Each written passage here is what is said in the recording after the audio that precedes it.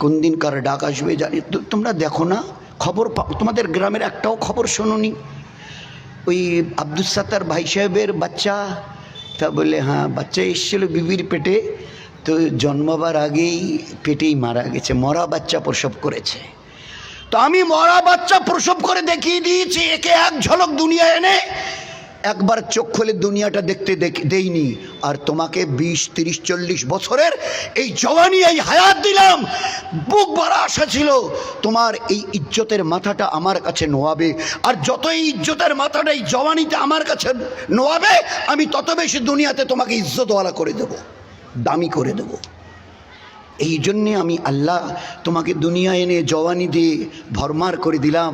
আর শেষ পর্যন্ত যখন ডাগা শাহিয়ালা সালা তুমি হনহন করে চলে যাও, আচ্ছা তোমার এই জওয়ানিকে ধরে রাখতে পারবে তো? আমি ছোট্ট করে তোমার আল্লাহ জানতে চাইছি, এই জওয়ানিকে তুমি চিরকাল ধরে রাখতে পারবে তো? এ কালো কুচকুচে চুল তোমাকে তোমার এজাজত না নিয়ে সাদা হবে না তো? লোহার মতো এই মজবুত দাঁতগুলো একটা একটা করে সরিয়ে দিয়ে কেউ খোকলা করে দেবে না তো? লাল চোখের চাহনি এ ঝাপসা হবে না তো?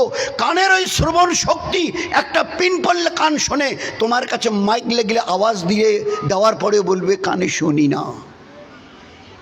আজকের গটগট করে হাই রোড দিয়ে হেঁটে চলে যাচ্ছ, আর হাই রোডের উপরে, রাস্তার উপরে যেমন আপনাদের মসজিদ, আর ওইখানে আজান আকামতের আওয়াজ আসার তুমি হনহন করে এই জওয়ানি, এই এস্টিমিনা থাকবে তো? ওই দিন আসবে না তো? এই বেডরুমের বেড এটা, তোমার এই বেডরুমের বেড এটা, আর এই বেডের 2 হাত দূরে অ্যাটাচড বাথরুম, এটা এটা তোমার অ্যাটাচড বাথরুম, বেডরুম আর বাথরুম 2 হাত, বেডরুম বেড, বেডরুমের বেড, আর বিছানার পিছনে 2 হাত দূরে, 2 হাত থাকে ওই বাথরুম, আর বাথরুমের দরজা 2 হাত। ওই দিন বলতে হবে না তো, দাদু ভাই, বৌমা কই গেলে গো, কেন ওইভাবে চেঁচাচ্ছেন? তো আমার একটু হাতটা ধরো না, আমি একটু বাথরুম যাব। এদিন আসবে না তো? জওয়ানি তোমার ঢলবে না তো? So be careful, try to understand who is your Allah, who is your creator, try to understand. নয়তো এই চোখ দিয়ে আজকে সব কিছু হারাবে, কাল কিয়ামতের ময়দানে জান্নাতকে হারিয়ে রক্তের কান্না কাঁদতে কাঁদতে তোমাকে জাহান্নামে যেতে হবে। কোই পুছনে ওয়ালা নেই, কোই পুছনে ওয়ালা নেই। নিজের মা পর্যন্ত ইনকার করে দেবে। মা বলবে, বাচ্চা তার সামনে দাঁড়িয়ে বলবে, মা আমি তোমার ওই সন্তান যাকে 10 মাস পেটে ধরেছিলে, না খাইয়ে খাইয়েছিলে, নিজের পেশাব পায়খানা আমার শীতের দিনে নিজের কোলে নিয়ে আমাকে শুকনোতে শুইয়েছিলে, একটা নেকি। আল্লাহ বলেছে একটা নেকি। মা বুঝতে পারবে এই ছেলেটা তো আমারই, মেয়েটা তো আমারই। একটু পরে হিসাব শুরু হবে, আমার যদি একটা নেকি কম হয় আমি কার কাছে যাব? আমি কার কাছে যাব? ওই দিন মা নিজের জীবনটাকে জাহান্নাম থেকে বাঁচাবার জন্য পরিষ্কার বলে দেবে, এই বেটা, এই বেটি তুই ভুল করছিস, আসলে আমি তোর মা নই, অন্য কেউ তোর মা হবে, তাকে গিয়ে খুঁজে নে। হ্যাঁ আমি দুনিয়ায় ছিলাম এ কথা ঠিক, আমি আল্লাহর নামে কসম দিয়ে বলতে পারি আমি কোনো বাচ্চা জন্ম দেই নেই, আমি বাঁঝা মেয়ে ছেলে ছিলাম।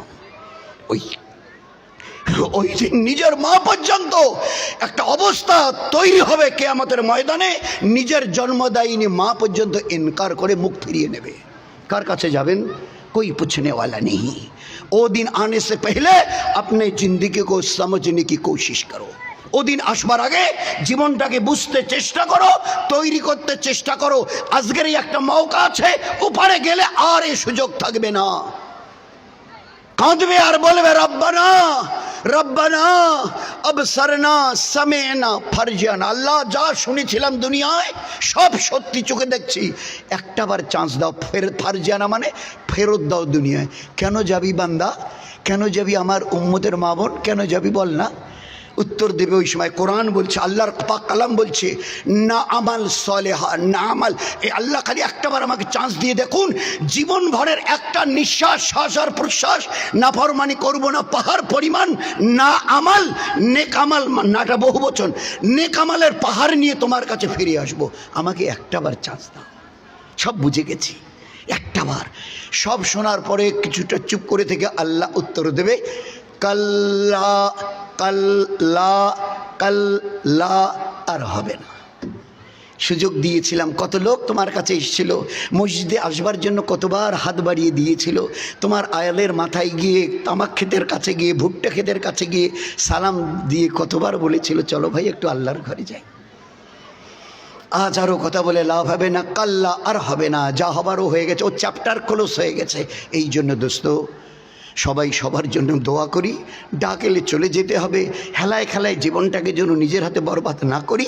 কোন দিন কার ডাক আসবে তাও তো জানি না, ওই ডাক আসবার আগে জীবনটাকে যে কোনো মুহূর্তে আল্লাহকে রাজি রেখে, নবীজিকে রাজি রেখে যেন তৈরি থাকি, ডাক এলেই যেন হাসতে হাসতে দুনিয়া ছাড়তে পারি।